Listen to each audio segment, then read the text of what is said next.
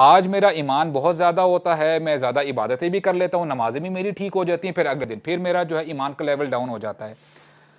ये सिर्फ आपके साथ नहीं हो रहा, ये सहाबा इकराम के साथ भी हुआ करता था।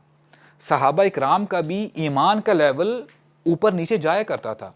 इसीलिए हमें हदीस में पता चलता है ना, हंजला रजी अल्लाह अन्हु एक बार फरमा रहे होते हैं कि नाफका हंजला, नाफका हंजला, हंजला मुनाफिक बन गया, मुनाफिक हो गया हंजला। तो अबू बकर सिद्दीक रजी अल्लाह अन्हु वहां से गुजर रहे होते हैं, कहते हैं Hanzala what is the matter, क्या हो गया तुम्हें, क्यों ऐसी बातें कर रहे हो? कहते हैं या अबा बकर, जब हम रसूलुल्लाह के साथ बैठे होते हैं तो हमें ऐसे महसूस होता है कि जन्नत हमारे सामने है, जहन्नम हमारे सामने है, और ईमान का लेवल इतना ऊपर होता है।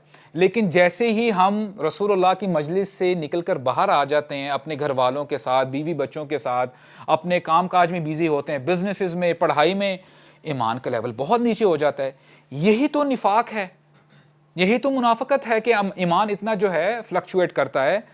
अब देखें अबू बकर सिद्दीक रजी अल्लाह अन्हु कि इसमें इजमा है, कंसेंसस है कि तमाम अंबिया के बाद द मोस्ट रिस्पेक्टेबल, ईमान के लिहाज से सबसे ज्यादा लोगों में जो रिस्पेक्टेबल हैं वो अबू बकर सिद्दीक हैं रजी अल्लाह अन्हु, उनका नंबर आता है। अबू बकर सिद्दीक क्या जवाब देते हैं, मेरे साथ भी ऐसे ही होता है, मेरा भी यही मामला है हंजला।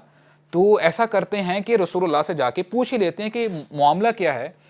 तो रसूलुल्लाह को जब इन्होंने बताया कि या रसूलुल्लाह, जब हम आपके साथ होते हैं हमारा ईमान का लेवल बहुत ऊपर होता है, और जब आपको छोड़ के जाते हैं तो हम अपने जब काम काज में बिजी हो जाते हैं तो हमारा ईमान का लेवल डाउन हो जाता है, तो आया ये निफाक है?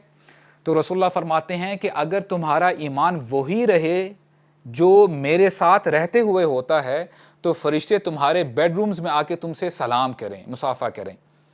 और फिर फरमाया साअतन व साअ या हंज़ला, ये वक्त वक्त की बात है, यानी तुम्हें ज्यादा ओवरबर्डन होने की जरूरत नहीं है।